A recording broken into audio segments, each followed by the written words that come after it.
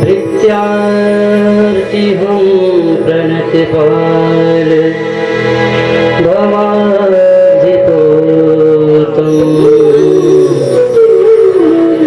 वंदे महापुरुष ते चरणारविंदम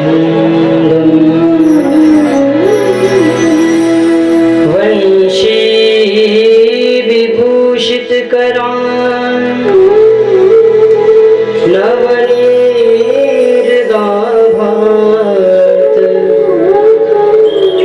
पीतांबरा धरुणबिंब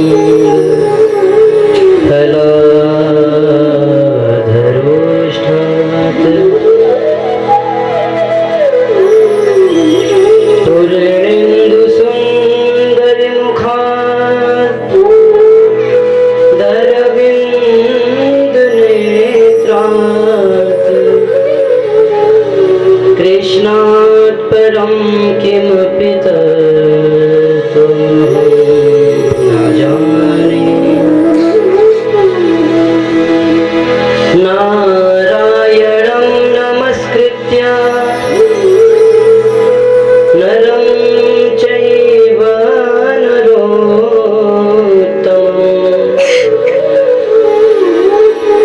देवीं सरस्वतीं व्यासं ततो जयमुदीरयेत्।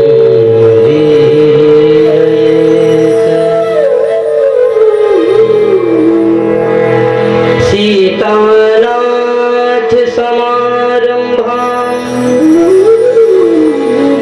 श्रीरामानन्दार्य मध्यमाम् अस्मदाचार्य पर्यन्तां वन्दे गुरुं परम्पराम्। कृष्णत्वदीय पद पंकज पंजरान्ते अद्यैव मे विशतु मानस राजहंस प्राणप्रयाण समये कफवात पित्ते कंठावरोधन विधौ स्मरणं कुतस्ते। ध्यान मूलं गुरुर्मूर्ति पूजा मूलं गुरुपदम् मंत्रमूलं गुरुर्वाक्यं मोक्षमूलं गुरुर्कृपा। जय जय श्री राधारमण जय जय नवल किशोर जय गोपी चित चोर प्रभु जय जय माखन चोर। बोल वृंदावन बांके बिहारी लाल की बोल भागवत भगवान की शुकदेव भगवान की व्यास भगवान की जगदम्बा मैया की सद्गुरुदेव भगवान की जय जय श्री राधे। आइए कथा में प्रवेश करने से पूर्व कुछ क्षणों के लिए भगवान के चरणों का ध्यान करें।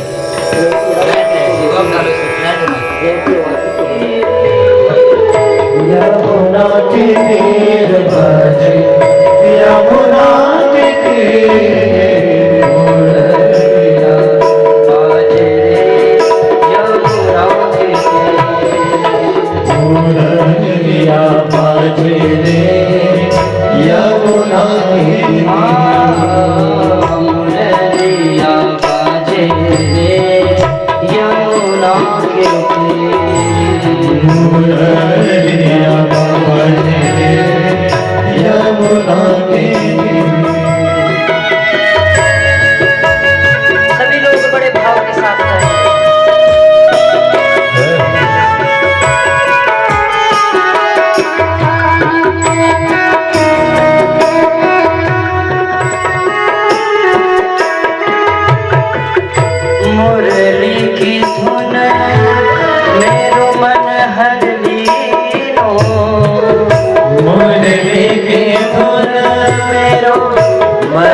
हर लियो मुरली की धुन मन हर लियो मुरली की धुन मेरो मन हर लियो मुरली की धुन भरत नहीं थी चित भरत नहीं धीर मुरलिया बजे यमुना के मुरलिया बाजे यमुना के मुरलिया बजे यमुना के तीर। श्याम सुंदर भगवान की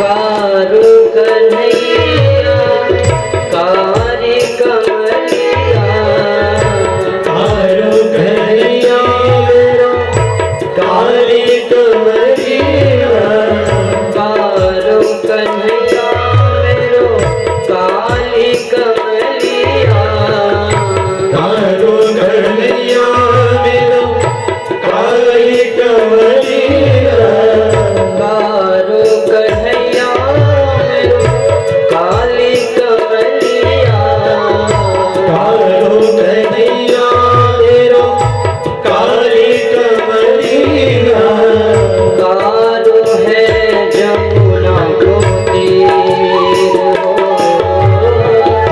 कारू है जमुना रोती मुरलिया बाजे यमुना के मुरलिया बाजे यमुना के तीर।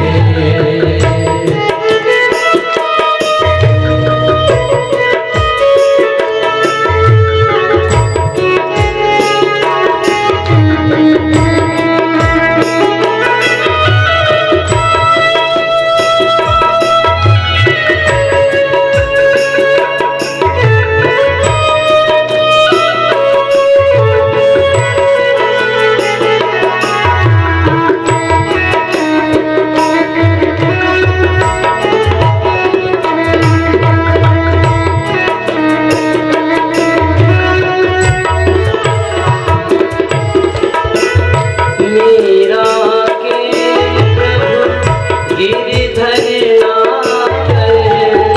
मेरा के प्रभु गिरिधर नारे मीरा के प्रभु गिरिधर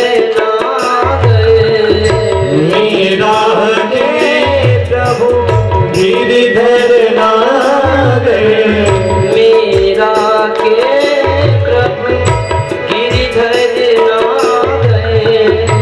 मेरा के प्रभु गिरिधर नारे मन में बसो मोर की ओ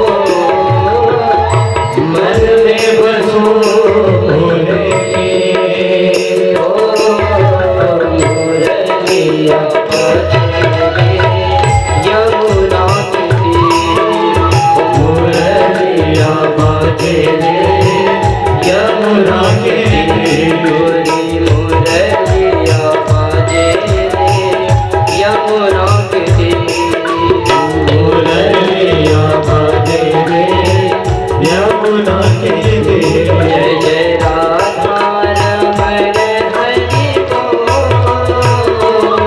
जय जय राधा रमण हरि बोल जय राधा रमण हरि बोल जय राधा रमण हरि बोल।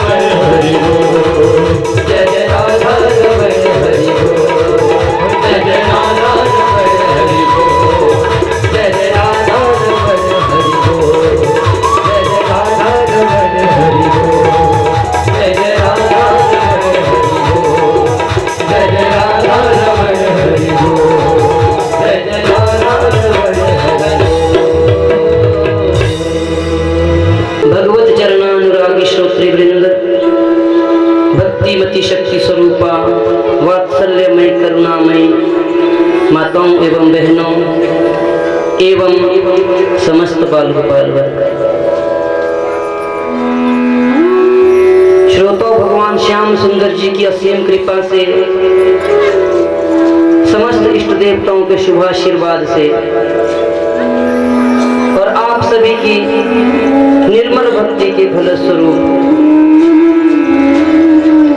आज इस परम पवित्र स्थान पर बैठ करके, जो स्थान की साक्षात नैमिषारण्य बन गया है, क्योंकि नैमिषारण्य की पावन भूमि पर ही तो ये कथा सूत जी शौनकादिक ऋषियों को सुना रहे हैं। जहां पर भागवत की कथा बहती है वो स्थान साक्षात तीर्थ बन जाता है।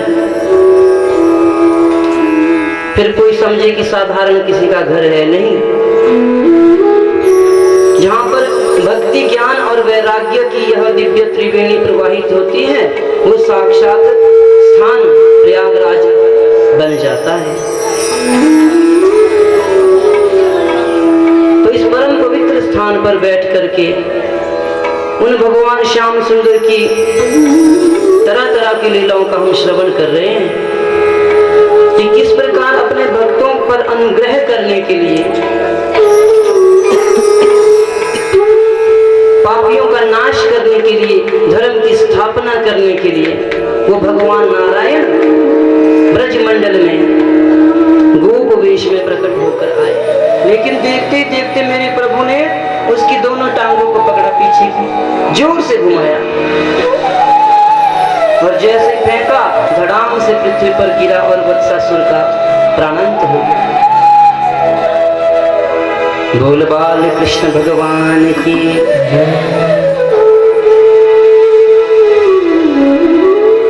बकासुर नामक एक दैत्य कंस ने फिर और भेजा, बोले जितने भी भेज रहा हूं सभी तो मारे जा रहे हैं बगुले के वेश में। देखिए श्रोताओं, वत्सासुर है बछड़े का रूप, बैल बनकर आया वो राक्षस, और बैल होता है धर्म का रूप। लेकिन द्वापर में धर्म में भी मिलावट आ गई थी। तो उस धर्म रूपी अधर्म रूपी जो वत्स आया था अधर्म के वेश में, धर्म बनकर झूठा धर्म। हम लोग भी तो झूठा धर्म करते हैं। कहीं दान करने लगेंगे तो हमारा सबसे पुरानी घर की चीज जो कहीं प्रयोग ना हो रही हो वो ढूंढेंगे बक्से में, बोले पंडित जी आएंगे तो उनको दे देंगे। धर्म तो कर रहे हैं लेकिन उसके पीछे अधर्म छुपा रहता है। वैसे ही द्वापर में भी होता था, दिखाने के लिए तो लोग खूब धर्म करते हैं लेकिन उसमें मिलावट रहती थी। तो उस वत्सासुर को मार करके प्रभु ने उस द्वापर के समय में धर्म की स्थापना की, धर्म को शुद्ध किया। बकासुर आया, वक कहते हैं बगुले को, बगुला बनकर वो राक्षस आया। यमुना जी के तट पर कन्हैया बछड़े चराने गए हैं। बकासुर ने सोचा कि कन्हैया कब मेरे पास आए, आंखें बंद करके बैठ गया। बगुले का एक नियम होता है, पानी के बीच खड़ा हो जाए एक टांग पर, आंखें बंद करके, लिया क्या करूं, गले तक भगवान को उसने निगल लिया। कहते हैं मेरे प्रभु ने अपना शरीर इतना गर्म कर दिया कि बकासुर का जो मुंह है वो जलने लगा, निकल गया भगवान को बाहर। बोले इसको नहीं खा पाऊंगा। देखते ही देखते मेरे प्रभु ने उसकी चोंच पकड़ी और दो टुकड़े कर दिए। ऐसे भगवान राक्षसों को मार गए। और बकासुर को मार करके आपने सुना तो होगा बगुला भक्ति, जानते हैं बगुला भक्ति कैसे होती है? वो नाम का दैत्य अघ कहते हैं पाप को। बहुत विशाल अजगर के रूप में हो गया। सोचने लगा कि कैसे उस कन्हैया को मारूं, तो वो तो बहुत मायावी था, इतना विशाल उसने अपना स्वरूप बना लिया, बहुत बड़ा मुंह खोल दिया। कन्हैया अपने गोप सखाओं के साथ बछड़े चराने गए, जंगल में चले गए, वन में। अपने जो भोजन की पोटलियां साथ ले जाते हैं ब्रजवासी, मेरे दिन में भूख लगी तो भोजन भी कर लेंगे, और एक वृक्ष के ऊपर अपने भोजन की पोटलियां टांग कर बछड़े चल रहे हैं और वो ग्वाल खेल रहे हैं। तभी एक किसी कृष्ण सखा ने देखा, बहुत बड़ी गुफा उसे दिखाई दी। सभी बुलाया, भाई आज मैंने वृंदावन में एक बहुत बड़ी गुफा देखी है। कन्हैया भी चले गए। सभी गोप कहने लगे कि आज तक तो ये हमें कभी दिखाई नहीं दी, आज कहां से दिखाई दे रही। किसी ने कह दिया, बोले भाई हम यहाँ पर कभी आए नहीं होंगे, आज पहली बार आए हैं। एक कहने लगा, क्यों ना गुफा में चले जाएं, क्योंकि हमने सुना है वृंदावन की गुफाओं में ऋषि मुनि संत महात्मा तपस्या करते रहते हैं। गुफा में चले जाते हैं, संतों के दर्शन भी हो जाएंगे। अब सभी इसी प्रकार से हाँ करने लगे। कन्हैया बछड़ों को देखने गए थे और कन्हैया के आने से पहले सभी गोप ग्वाल चले गए उस अगासुर के मुख में। अगासुर बैठा है बहुत बड़ा मुंह खोल के, ये प्रतीत होता है कि कोई गुफा है। अब जैसे मुंह में जाने लगी, अब उस बकासुर की जीभ के ऊपर जाने लगे। बोले भैया ये तो कितनी अच्छी गुफा है, इसमें तो बहुत कितना कोमल मैट बिछा है, चलने में आनंद आवे। तभी किसी की दृष्टि अगासुर के दांतों पर पड़ी। बोले भाई यहाँ तो अपना सामान टांगने के लिए खूंटे भी लगाए गए। संत महात्मा तपस्या करने जाते होंगे तो अपनी झोलियां इसमें टांग देते होंगे। छोटे छोटे बाल गोपाले बच्चे तो अत्यंत पवित्र होते हैं। आगे तक जाने लगे, उतने में तो अगासुर ने श्वास छोड़ा, दुर्गंधी आने लगी। बोली इतनी दुर्गंध कहां से आ रही है इस गुफा में। किसी ने कहा कि कोई संत तपस्या करने गया होगा, वहीं पर ही शरीर छोड़ दिया होगा तो उसकी देह की दुर्गंध आ रही होगी। अपने अपने भाव प्रस्तुत कर रहे हैं सभी गोप ग्वाल। किसी को मन में यह संशय नहीं कि कोई राक्षस तो नहीं। तभी किसी ने कह भी दिया, बोले भाई यहाँ राक्षस भी आते रहते हैं, कोई राक्षस हुआ तो? अगर राक्षस हुआ तो कौन बचाएगा? तभी एक गोप सखा ने कहा, अगर राक्षस भी हुआ तो क्या बिगाड़ लेगा, हमारा श्याम सुंदर है तो सही हमारी रक्षा करने के लिए। राक्षस होगा भी तो क्या, हमारा श्याम सुंदर स्वयं हमारी रक्षा करेगा। जो ब्रजवासी हैं वो भगवान पर अटूट विश्वास रखते हैं और भक्ति का पहला नियम है विश्वास। अगर आप भगवान की भक्ति करते हो और उसमें अगर विश्वास नहीं तो वो भक्ति किसी काम की नहीं। कहीं जंगल में चले गए शाम को, बोले यहाँ तो शमशान घाट है तो कांपने लग जाएंगे, बोले कोई प्रेत ना उठ जाए। ऐसे खूब भक्त बनते हैं, पर जब कठिन समय आता है फिर भगवान को भूल जाते हैं। फिर भूत प्रेत पे विश्वास हो जाए, भगवान पे ना हो। बोले प्रेत भूत तो आ जाएगा, भगवान का पता नहीं आएंगे कि नहीं आएंगे। तो भक्ति का पहला सूत्र क्या है? विश्वास। और अगर विश्वास सच्चा हो तो भगवान स्वयं रक्षा करने आते। विश्वासो फलदायक। मनुष्य के अगर उसकी भक्ति का फल अगर मनुष्य को मिलता है तो केवल मात्र विश्वास के कारण। जो भक्ति की धाराएं हैं, उन भक्ति की धाराओं में जो प्रमुख धारा है वो है विश्वास। ब्रजवासियों को विश्वास है कि अगर राक्षस होगा तो श्याम सुंदर हमें बचा लेगा। कन्हैया ने देखा कि गोप सखा मेरे सभी राक्षस के मुंह में चले गए, प्रभु आवाज दे रहे, उन्हें सुनाई नहीं देती। लेकिन अगासुर प्रतीक्षा कर रहा है कि वो कब कृष्ण मेरे मुंह में आएगा, तभी तो वो मुंह बंद करेगा। कन्हैया ने सोचा कि अब इन्हें कैसे बचाऊं, दौड़कर प्रभु भी अगासुर के मुख में जाने लगे। प्रसन्न होने लगा अगासुर, सोचने लगा कि अब तो मेरा काम बन गया। जिस कार्य के लिए भेजा था कंस ने वो मैं पूर्ण करके जाऊंगा। और जैसे ही कन्हैया मुख के अंदर गए, अगासुर ने मुंह बंद भी कर लिया।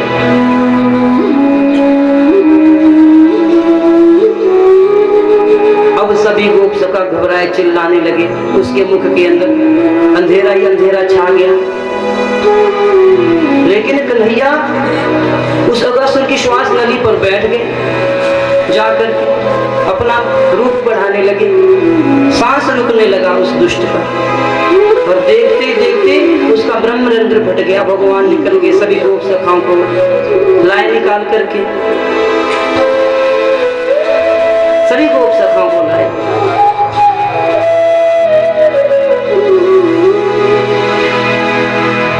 लेकिन सभी गोप सखा तो अचेत पड़े, अचेत पड़े। भगवान ने सोचा कि अभी अब तो ये सब निकल गए छोड़कर, तब प्रभु ने अपनी अमृतमयी दृष्टि डाली। भगवान की जो दृष्टि है, भगवान की दृष्टि अमृतमय होती है, और जो भगवान की दृष्टि है उस दृष्टि में ही सारे चमत्कार होते हैं। वो चाहे तो अपनी दृष्टि से किसी भी मृत व्यक्ति को जीवित कर दे, और वो चाहे तो अपनी दृष्टि से और कन्हैया की जय जयकार करने लगे।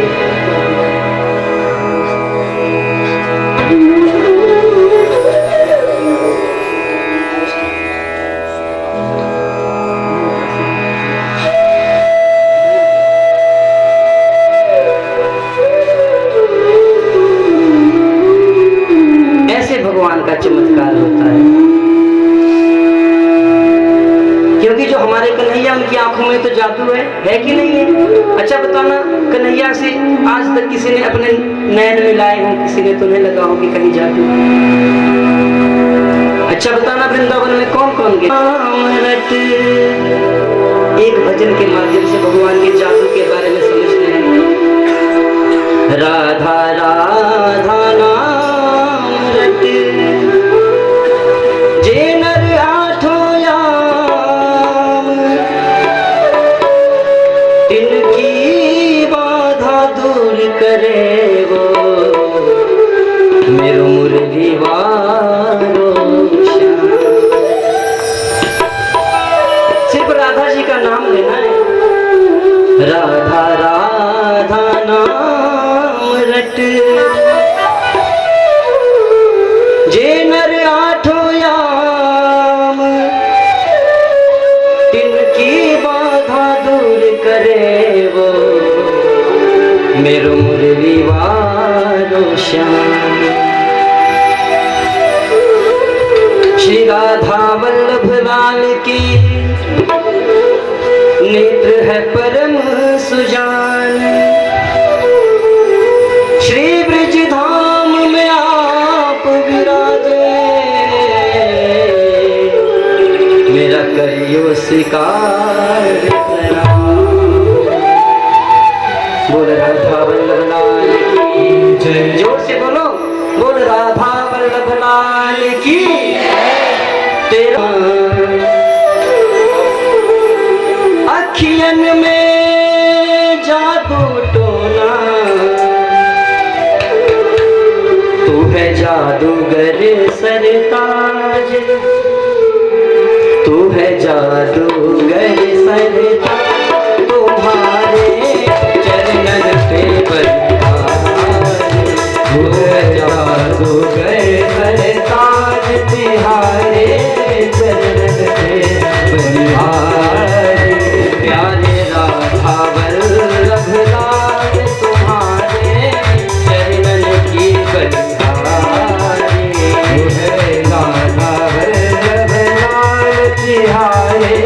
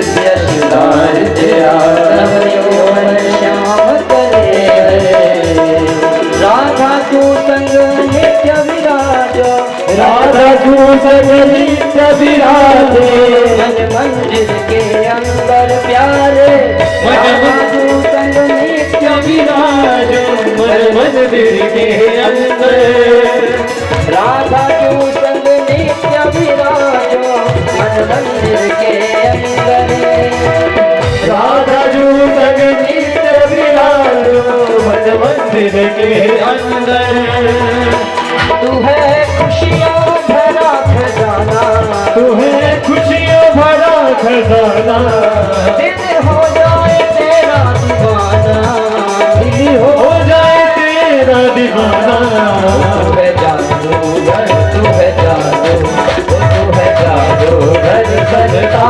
तुम्हारे चरणों वल्लभ नाथ तुम्हारे चरणन की बलिहारी तू है राजा वल्लभ नाथ तुम्हारे चरण में बलिहारी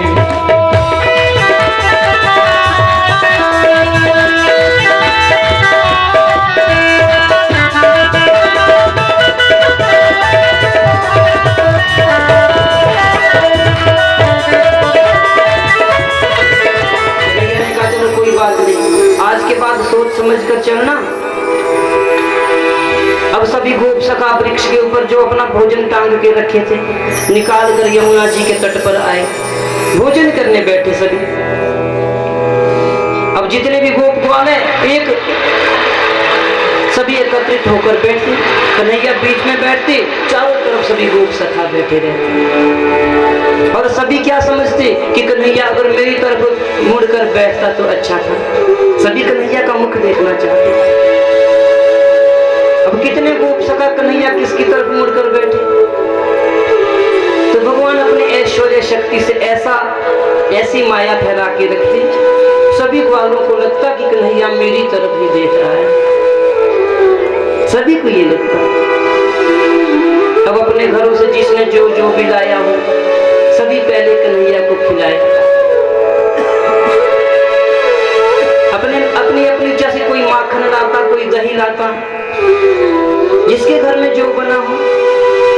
मधु मंगल भगवान का एक मित्र अपनी अपनी से लाते। भगवान के बहुत सारे मित्र हैं। मधु मंगल भगवान को बहुत प्रिय एक श्रीदामा है। एक सुदामा तो द्वारिका में आए थे, लेकिन एक बाल सखा में भी भगवान के मित्र सुदामा थे, श्रीदामा। सभी भगवान को खिलाते। अगर कोई नहीं खिलाता तो भगवान मुंह से ही छीन लेते, बोले ये भगवान नहीं हो सकता। भगवान भला कैसे किसी की जूठन खाए। मन में ब्रह्म पैदा हुआ। अब तो वृंदावन के अंदर आकर के कन्हैया भोजन कर रहे। कन्हैया के पीठ पीछे ब्रह्मा जी सारे बछड़े चुरा कर ले गए।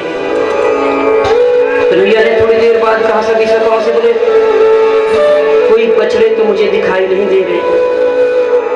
कन्हैया ढूंढने गए, जब तक वापस लौटे बछड़े कहीं मिले नहीं। जब वापस पहुंचे तो कोई गोप सखा भी वहां पर नहीं। ढूंढने लगे कन्हैया जंगल में, यमुना जी के तट के किनारे किनारे, कहाँ चले गए बछड़े, कहाँ मेरे मित्र चले गए। जब कहीं नहीं मिले, मेरे प्रभु ने जब अंतर मन से देखा आंखें बंद करके, क्या देखते हैं कि सभी बछड़े सब गोप ग्वाल तो ब्रह्मलोक में ब्रह्मा जी चुरा ले गए। अब कन्हैया ने सोचा कि सायंकाल में घर जाऊंगा तो बछड़े कैसे दिखाऊंगा घर वालों को, क्या दिखाऊंगा, सब गोप सखाओं को क्या कहूंगा कि कहाँ गए। बन गए भगवान। 1 वर्ष तक ऐसा चला रहा, किसी को पता नहीं असली कहाँ है। 1 वर्ष के बाद एक दिन बलदाऊ कन्हैया के साथ गए बछड़े चराने। तो जैसे भगवान बछड़े चराने गए, बलराम जी भी साथ है, तो गोवर्धन पर्वत पर जो गौ माताएं चरने जाती है ना, उन छोटे छोटे बछड़ों को देख करके दौड़ कर आती है उनके पास और अपना दूध पिलाने लगती। बलराम ने सोचा कि इतने बड़े बछड़े जो वन में चरने आते हैं तो दूध नहीं पिलाया जाता, वन में वही बछड़ा तो छोड़ते जो माँ का दूध पीना छोड़ दे। सोचने लगी कि ये क्या हो रहा है, ये जो गौएं हैं दौड़ कर इन बच्चों को क्यों दूध पिला रही। आंखें बंद करके जैसे ही देखा बलराम जी ने, क्या देखते कि सभी बछड़ों में कृष्ण ही दिखाई दे रहे। और जब देखने लगी तो सभी ग्वालों में भी कृष्ण ही दिखाई दे रहे। हैरान हुए बलराम जी, पूछने लगे कन्हैया से, बोले कन्हैया ये क्या जादू चल रहा है। और दिन इन बछड़ों के अंदर, इन गोप ग्वालों के अंदर देखता तो किसी देवता के दर्शन होते थे, क्योंकि देवता ही तो आए हैं बछड़े गोप ग्वाल आदि बनकर। बोले तो भैया तब क्या हुआ। तो कहने लगे बलराम जी कि आजकल इन बछड़ों के अंदर मुझे देवता नहीं तुम ही दिखाई दे रहे हो, ये क्या चल रहा है। तब कन्हैया ने कहा कि ब्रह्मा जी असली वालों को तो ले गए, ये मैंने स्वयं बनाए, ये मैं ही बना पड़ा। क्योंकि कन्हैया वृंदावन में रहते हैं तो सभी गोपियां सोचती हैं कन्हैया को देखकर कि हमारे घर में भी हमारा बेटा भी श्याम सुंदर होता तो कितना अच्छा होता। तो भगवान सबके पुत्र तो बन नहीं सकते थे, सबके घर तो जा नहीं सकते थे, यशोदा मैया के पास तो रोज जाना पड़ता है ना। सभी माताएं सोचती कि हमारा बेटा ये श्याम सुंदर होता तो कितना अच्छा होता। इसलिए भगवान गोप ग्वालों में स्वयं ही बन करके सभी के घर में जाकर के उन सभी माताओं को, उन सभी गोपियों को आनंद प्रदान कर दे। वृंदावन की वो सभी गौएं सोचती कि कन्हैया हमारा दूध भी पीता, लेकिन कन्हैया के घर में तो 9 लाख गाय है, वो किसी और के घर का दूध क्यों पिएंगे। सभी मन में पुकार करती कि कभी कन्हैया हमारा दूध भी पीता। तो आज जब वृंदावन में पहुंचे तो क्या देखते हैं कि वही गोप ग्वाल, वही बछड़े चल रहे हैं कन्हैया के साथ। अब तो शर्मिंदा हुए बहुत, बोले ये तो भगवान ही है, क्योंकि भगवान के अतिरिक्त कोई दूसरा ये नहीं कर सकता। अब तो उन गोप ग्वालों को, उन बछड़ों को लेकर आए और कन्हैया के सामने प्रकट होकर के हाथ जोड़कर भगवान से क्षमा मांगने लगे।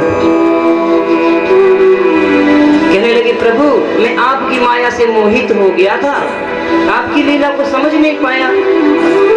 जो लीलाएं आप गोप सखाओं के संग कर रहे हैं, इन लीलाओं को मैं लौकिक लीला समझ बैठा। भगवान की स्तुति करने लगा। नौमी दयते अभ्रवपुषे तड़िदंबराय गुंजावतंस परिपेक्षर सन्मुखाय वन्यस्रजे कमल वेत्र विषाण वेणु लक्ष्मी श्रिये मृदुपते पशुपांगजाय। ब्रह्मा जी प्रणाम करने लगे कन्हैया के आगे। सभी गोप ग्वाल देख रहे, बोले ये 4 मुख वाला कहां से आ गया। क्योंकि ब्रह्मा जी के 4 मुख होते हैं ना, चारों मुखों से भगवान से क्षमा मांग रहे हैं, स्तुति कर रहे हैं। गोप ग्वाल देखने लगे ये 4 मुखों वाला कहां से आ गया, और उस स्थान का नाम तब से चौमुहा पड़ गया। जब आप वृंदावन जाओगे कभी तो वृंदावन से, क्योंकि मेरे जो प्रभु हैं उन ब्रजवासियों से बहुत प्रेम करते हैं। अब ब्रह्मा जी उन ब्रजवासियों की प्रशंसा करने लगे। अहो भाग्यम नंद गोप ब्रजो कसाम। कहने लगे कि ये जो ब्रजवासी हैं कितने भाग्यशाली हैं। चारों मुखों से कह रहे हैं अहो भाग्यम अहो भाग्यम अहो भाग्यम अहो भाग्यम नंद गोप ब्रजो कसाम यन मित्रम परमानंदम पूर्ण ब्रह्म सनातनम। भाग्यशाली क्यों है? क्योंकि जो ब्रजवासी हैं वो उन परम पिता परमेश्वर जो भगवान नारायण हैं उनको अपना मित्र मानते हैं। उससे बड़ा भाग्यशाली कौन होगा? स्वयं भगवान ही जिनका मित्र हो। यहाँ तो अगर संसारियों के कोई मंत्री संतरी मित्र बन जाए तो हवा में चलते हैं, बोले हम तो मुख्यमंत्री के मित्र हैं, यहीं से फोन मिला देंगे। ऐसा होता है कि नहीं होता है? बड़े है, मेरे भक्तों का अपमान किया है, इसलिए ये अक्षम्य अपराध है। इसलिए जीवन में ध्यान रखना, कभी किसी भगवान के वश किए हुए कार्तिक मास की शुक्ल पक्ष की अष्टमी तिथि आई। आजकल भी तो कार्तिक मास चला हुआ है, और आज कार्तिक मास की शुक्ल पक्ष की द्वितीय तिथि है किसी को पता? स्वस्ति वाचन का पाठ ब्राह्मण को दान दिया, गौ माता की पूजा की, उसके बाद कन्हैया गौ उच्चारण करने लगे। और जब जाते तो मुरली बजाते थे, मधुर मधुर। गोपियां सुनती जब उस मुरली की धुन को तो सुनती ही रह जाती। जो कार्य कुछ कर रही होती थी तो भूल जाती कि क्या कर रही। कोई दधि मंथन कर रही तो दधि मंथन करना भूल जाती, कोई गोदोहन कर रही तो गोदोहन करना भूल जाती, कोई भोजन बना रही है तभी कन्हैया की मुरली बजती। तो चूल्हे पर रोटी जल जाती, सासू माँ की डांट और सुननी पड़ती। कभी कभी तो इतना गुस्सा गोपियों को आता, कन्हैया को खूब उल्हाना देती, उस बंसी को भी बहुत गालियां देती। कहती कि आग लगे उन बांसन को जिन बांसन की बनी है बंसी। बोले उस बांस के जंगल में अगर आग लग जाती तो अच्छा था, बांस नहीं रहते तो बंसी भी कैसे बनती। एक दिन तो गोपियों ने क्या किया, कन्हैया कहीं व्यस्त थे, मुरली रखी कहीं पे, उन गोपियों ने बंसी चुरा दी भगवान की। बोले अब बंसी नहीं रहेगी, तुम चैन से रह पाएंगे। पहले तो कन्हैया को खूब समझाया, बोले कन्हैया बंसी ना बजाया कर, बोले बंसी तो बजानी पड़ेगी। गोपियां कहती कि किसी ऐसे समय में बंसी बजाया कर जब हमें परेशानी ना हो। बोले तुम्हें तो हमेशा ही परेशानी रहती है। तब एक गोपी हाथ जोड़कर कहने लगी, कन्हैया दिन भर बंसी बजाना, लेकिन जिस समय हम भोजन बनाया करें तब बंसी मत बजाना। बोले क्यों? अगर भोजन बनाते समय सुनोगे तो भोजन भी तो स्वादिष्ट बनेगा। बोले नहीं कन्हैया वो बात नहीं। तो वो गोपी कहती है, बोले कन्हैया भोजन तो स्वादिष्ट बन जाएगा, लेकिन जैसे ही तुम्हारी बंसी बजने लगती है, चूल्हे में जो हम अग्नि जलाती है ना, जो लकड़ियां लगाती हैं आग जलाने, सूखी लकड़ियां, तुम्हारी मुरली बजे तो उन सूखी लकड़ियों से भी पानी बहना शुरू हो जाए। जैसे कन्हैया की मुरली होती थी, जब कन्हैया महायोगी नधीश्वरी नंद गोप सुतम देवीं पतिं मे कुरुते नमः, इस मंत्र का वो जाप करती। कात्यायनी महामाई महायोगी नधीश्वरी नंद गोप सुतम देवी पतिं मे कुरुते नमः। किसी कन्या का विवाह ना हो रहा हो, जब आश्विन मास के नवरात्रे होते हैं, उस समय माँ कात्यायनी के व्रत करते हुए, उनकी पूजा करते हुए जो कन्या इस व्रत का वो हमें पति रूप में प्राप्त हो, इसलिए हम आपकी शरण में आए। 1 महीने तक करती थी व्रत, लेकिन प्रातः काल में यमुना जी में जाकर स्नान करती, वस्त्र उतार कर भगवान ने वस्त्र चुरा लिए, वस्त्र हरण लीला हुई। भगवान ने समझाया कि वरुण देवता का अपमान नहीं करना चाहिए। गोपियों ने क्षमा मांगी, भगवान ने आश्वासन दिया कि 1 दिन में तुम सभी गोपियों का मनोरथ अवश्य पूर्ण करूंगा। देखिए कथा में संक्षिप्त में सुना रहा हूँ, ये मत समझ लेना कि व्यास जी मैया कन्हैया को तैयार कर देती हैं। गैया चराने जाना है ना, भगवान के सिर पर सुंदर मोर मुकुट लगाया, पीत पीताम्बर पहनाया और माथे पे काला टीका और लगा दिया, मैया ने आंखों में काजल लगा दिया और कानों में कुंडल के लिए फूल लगा दिए, कनेर के फूल। बहुत सुंदर भगवान की झांकी हो रही है। भगवान के स्वरूप को देखकर देवता भी विस्मित हो रहे हैं कि कितना अद्भुत हमारे प्रभु का स्वरूप लग रहा है। और भगवान जैसे ही अपने नंद महल से निकलते, अब आगे आगे गैया और पीछे पीछे कन्हैया, मधुर मधुर बंसी बजाते सभी गोप सखाओं को पता लग जाता कि कन्हैया अब आ गए हैं, सभी दौड़ कर आते अपनी अपनी गैया लेकर के। भागवत जी में इस प्रसंग को बहुत सुंदरता के साथ बताया गया, बहुत सुंदर। भगवान बंशी बजा रहे हैं तो इस बंशी वादन के समय में जो गीत गाया गया उसको वेणु गीत कहा गया। कौन सा गीत? देखो भागवत जी में 5 गीत हैं, वैसे तो बहुत सारे गीत हैं, प्रमुख 5 गीत हैं और उनमें सबसे पहले आता है वेणु गीत। और ये 5 गीत भागवत के 5 प्राण कहे जाते हैं। इन 5 प्राणों में भी मुख्य प्राण जो है वो गोपी गीत है, जो मैं आपको कुछ समय बाद बताऊंगा कि गोपी गीत कैसा है। अगर मन कभी जीवन में करे गीत गाने को, बहुत मधुर मधुर बंसी बजाते हैं कन्हैया, सुन तो रहे आप, चलो क्यों ना आप सुन लो एक घड़ी के लिए कि कैसे कन्हैया वेणु गीत में वेणु बजाते होंगे। हमारे भी तो कन्हैया बैठी हो रही है। कन्हैया ने सोचा कि ये कैसा उत्सव है, पूछ लिया कन्हैया ने, बोले बाबा आज हमारे घर पे क्या हो रहा है, कौन सा उत्सव है? नंद बाबा ने कहा कि आज हम इंद्र की पूजा करेंगे। कन्हैया ने कहा कि इंद्र की पूजा क्यों करते हैं? बोले वही तो वर्षा करने वाले देवता हैं। कन्हैया ने कहा ये तो कोई बात नहीं हुई कि अगर पूजा करेंगे तो वो वर्षा कर लेंगे, अगर नहीं करेंगे तो वो नहीं करेंगे। अगर उन्हें वर्षा करनी होगी तो वो बिना पूजा की भी कर लेंगे।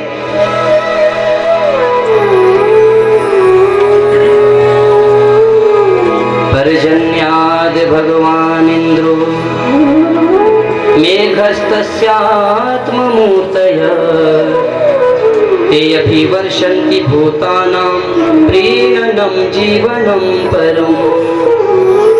नंद बाबा कहते हैं कि जब वर्षा होती है तभी पृथ्वी पर तरह तरह की फसलें होती हैं, इसलिए पूजा करेंगे। बोले अगर पूजा नहीं करेंगे तो वर्षा नहीं होगी? बोले कन्हैया हम तो ऐसे ही करते हैं। भगवान ने कहा कि पूजा करनी है तो गोवर्धन जी की पूजा करो, जहाँ हमारी गैया के लिए हरी हरी घास होती है, जो हमारी गौ माता का पोषण करे, उनकी पूजा करो। कन्हैया के बात तो सभी मान लेते हैं, सभी तैयार हुए, बोले ठीक है ऐसे ही करेंगे।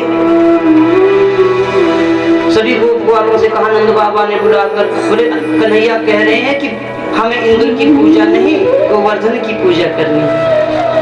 आज ही का दिन था, दीपावली के अगले दिन ही तो ये उत्सव आता है। कन्हैया से पूछने लगे, बोले कन्हैया पूजा के लिए तो तुमने कह दी, हमें तो ये पता नहीं कि गोवर्धन की पूजा कैसे होगी। कन्हैया ने कहा कि गोवर्धन जी को प्रसन्न करने के लिए 56 प्रकार के भोग बनाने पड़ेंगे। अब सभी 56 भोग बनाने लगे, सुंदर सुंदर थाल सजा करके सभी गोवर्धन जी की तलहटी पर पहुंचे और अपने अपने भोग के थाल सजाकर कन्हैया से कहने लगे, बोले कन्हैया अब ये भी बता दो कि पूजा कैसे करनी है, कैसे भोग लगाए जाए। कन्हैया ने कहा कि सभी लोग आंखें बंद कर दो। आंखें बंद करके नैवेद्य लगाया जाता है। जैसे ही आंखें बंद की तभी आवाज आने लगी, बोले ब्रजवासियों तुम्हारी पूजा से मैं अत्यंत प्रसन्न। ब्रजवासी चौंक गए कि कौन बात कर रहा है। जैसे ही आंखें खोली क्या देखते हैं कि गोवर्धन पर्वत के ऊपर एक सुंदर कन्हैया की तरह ये गोवर्धन जी प्रकट होकर आए, या ये समझो कि मेरे प्रभु ही स्वयं गोवर्धन पर्वत पर प्रकट होकर के आ गए। देखो जो ओम 5 प्रकार के ओम बताए गए हैं शास्त्र में, पंच ओंकार, उसमें गोवर्धन भी एक है। गोवर्धन कोई पर्वत नहीं है, गोवर्धन जी को पर्वत नहीं समझना चाहिए, साक्षात भगवान का विग्रह है। और गंगा को भी कभी नदी नहीं समझना चाहिए। गंगा नदी नहीं है, क्या है गंगा? मैया। इसलिए जब भी गंगा जी का नाम लो तो आदर से लेना चाहिए, गंगा मैया कहकर कहना चाहिए। सीधे से गंगा नहीं बोलना चाहिए, अपमान होता है गंगा मैया।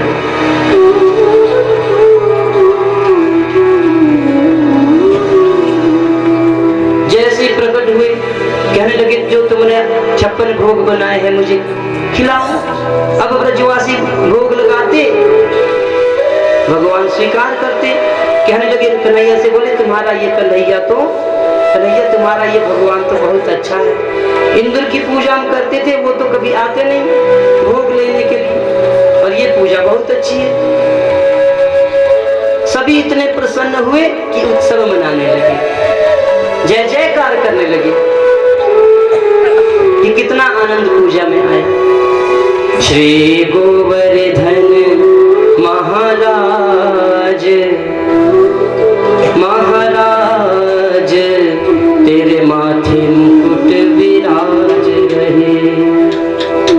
श्री गोवर्धन महाराज तेरे माथे मुकुट विराज। श्री गोवर्धन महाराज तेरे माथे मुकुट विराज रहे।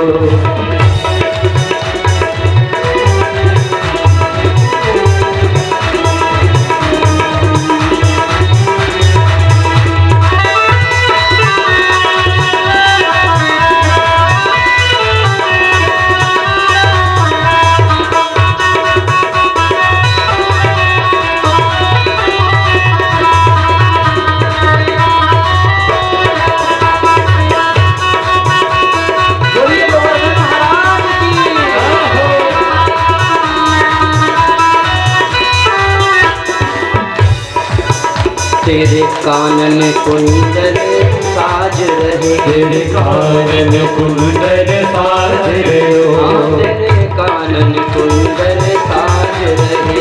तेरे कानन कुंडल साज रहे हो। तेरे कानन कुंडल साज रहे। तेरे कानन कुंडल साज रहे हो। तेरे कानन कुंडल साज रहे। तेरे कानन कुंडल साज रहे हो। तेरे कानन कुंडल साज रहे। तेरे कानन कुंडल साज रहे हो। तेरे गले में जंती माल, ओ माल तेरे माथे मुकुट विराज। श्री गोवर्धन महाराज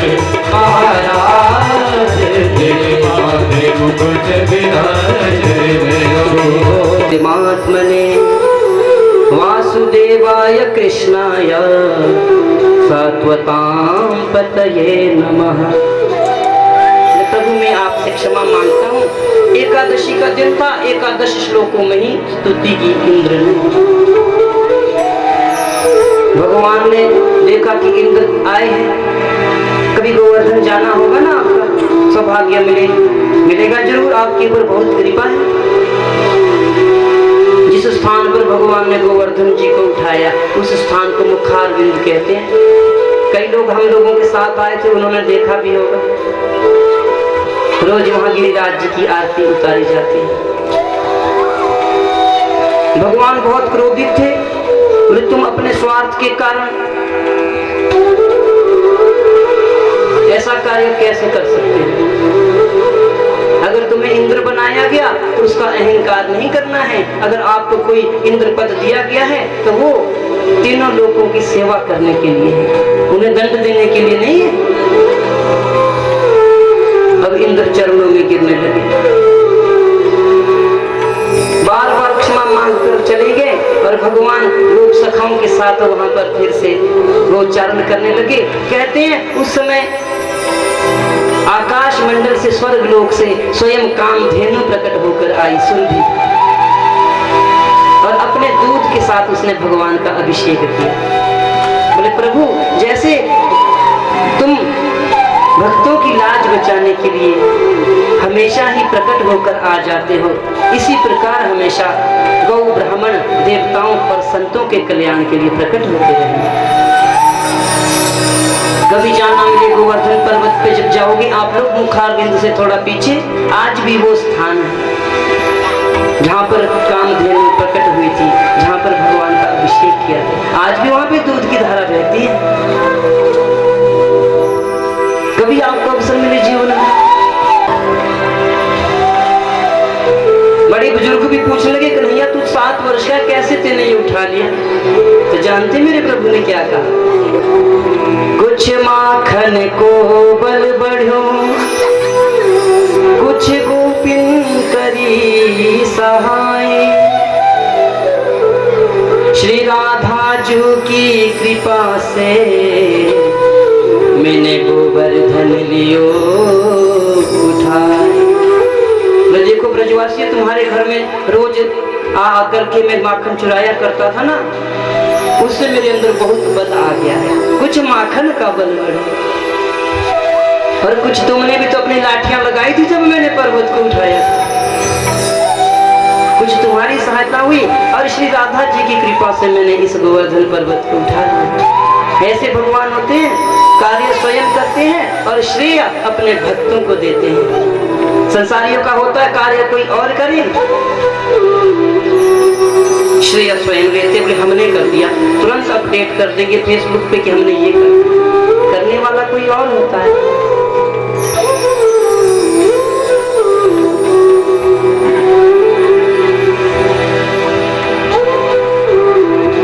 अब तो कार्तिक मास की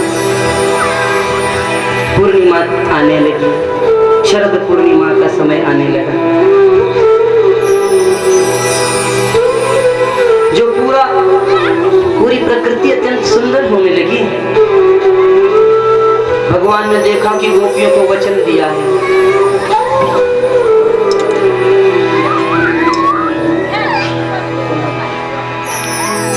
बोल भक्त वत्सल भगवान के, भगवान पीताम्बरात्रि। शरद पूर्णिमा का दिन है। भगवान ने सोचा कि गोपियों को आश्वासन दिया था, क्यों ना उनका मनोरथ पूर्ण किया जाए। भगवान पीताम्बरात्रि शरदो फुल मल्लिका, वीक्ष्य सन्तु मनश्चक्रे योग माया उपासिता। अपने योग माया का भगवान ने विस्तार कर दिया। उस पूर्णिमा के दिन 6 महीने की एक रात्रि बनाई प्रभु ने। योग माया उपासिता, योग माया का आश्रय लेकर के मधुर मधुर मेरे प्रभु मुरली बजाने लगे। मधुर मधुर मुरली बजाने लगे। लेकिन भगवान ने जब मुरली बजाई सबको नहीं सुनाई थी, सिर्फ गोपियों को ही सुनाई थी। गोपियां अपने अपने घरों में कुछ ना कुछ कार्य कर रही हैं और मुरली सुनाई देने लगी। गोपियों को लगने लगा कि कन्हैया हमें बुला रहा है। सभी गोपियां सोचती अपने अपने घर में कि बंसी में कन्हैया मेरा नाम ले रहे हैं, मुझे पुकार रहे हैं। जो जो कार्य कर रही थी, कोई गौ दोहन कर रही, कोई दधी मंथन कर रही है, कोई भोजन बना रही है, कोई पति की सेवा कर रही है, कोई अपने पुत्र को दूध पिला रही है। जो कार्य कर रही थी सभी कार्य को छोड़ करके जमुना जी के तट में निधि वन के पास आने लगी। देखिए गोपियों को कोई साधारण मत समझ लेना कि आप सोच रहे हो कि कैसी गोपियां थी, बंसी बजाने पर ही चली गई किसी से मिलने। गोपियों को कभी साधारण मत समझना, गोपियां कोई साधारण नहीं है। अच्छा बताता हूँ आपको कि कैसी कैसी गोपियां थी, कौन कौन वो देवताओं ने जब देखा था कि भगवान अवतार लेकर जा रहे हैं तो देवताओं ने गोपी वेश धारण कर दिया। तो गोपियां साधारण नहीं, कोई देवता है। और दूसरी ऋषि रूपी गोपिका, ऋषि मुनि संत महात्माओं ने देखा कि भगवान कितने सुंदर हैं, हमें भी कभी सेवा का अवसर मिले। त्रेता युग में जब भगवान राम बनकर आए, वन वन घूमने लगे तो हजारों संतों ने भगवान के रूप के दर्शन किए। भगवान के रूप को देखकर वो संत सोचने लगे कि हमारा तो जीवन तपस्या में व्यतीत हो गया, कभी भगवान की सेवा करने का अवसर मिलता। भगवान ने कहा कि अभी तो मैंने एक ही पत्नी का व्रत लिया है राम बनकर, तुम्हारे मनोरथ पूर्ण नहीं कर पाऊंगा। जब मैं कृष्ण बनकर आऊंगा तो तुम गोपियां बन जाना, तुम्हारे मन की इच्छाएं पूर्ण कर। ऋषि रूपी गोपिका, ऋषि महात्मा संत महात्मा गोपियां बने। इस तरह से गोपियां कोई सामान्य नहीं है। इसलिए आप सोचेंगे कि गोपियां कैसी थी, बंद करके बजा रहे हैं।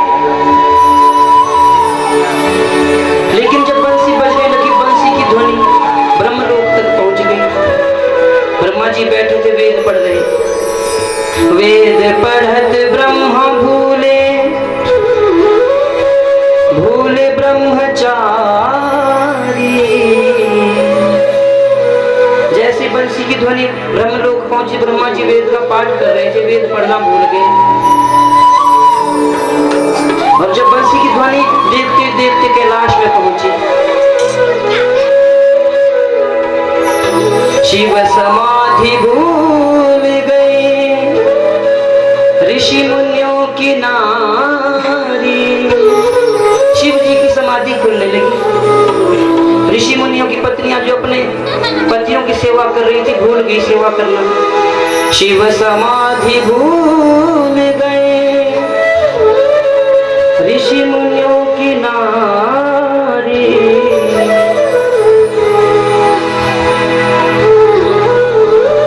और जैसी बंसी की ध्वनि उस यमुना ने सुनी,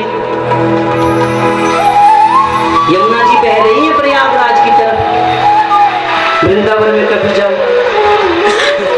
यमुना जल उल्टा बहयो,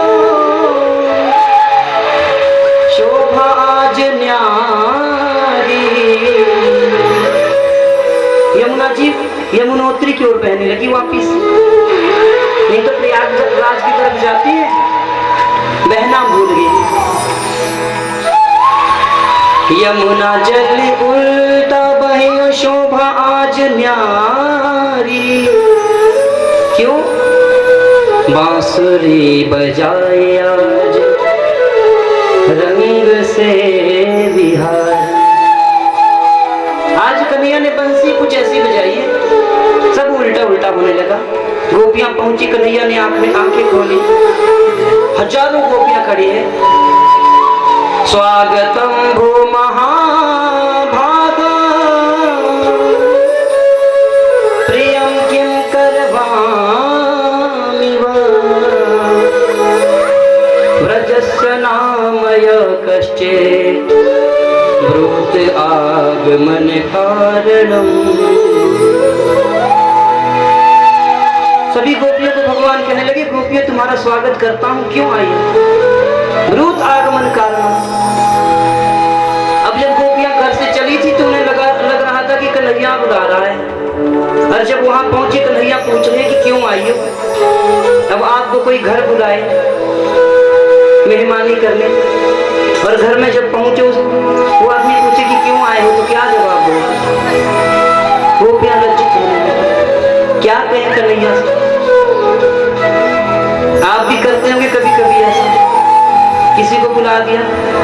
अब जब मेहमान देखे कि आ रहे हैं, नजदीक में दरवाजा बंद करके कहीं छुप जाए घर में, मेरे घर में कोई नहीं है, तो कैसा लगेगा जो अतिथि आएगा बेचारा।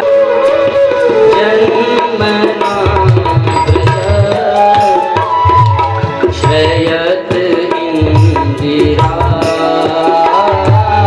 शश्वत जयते तेधिकं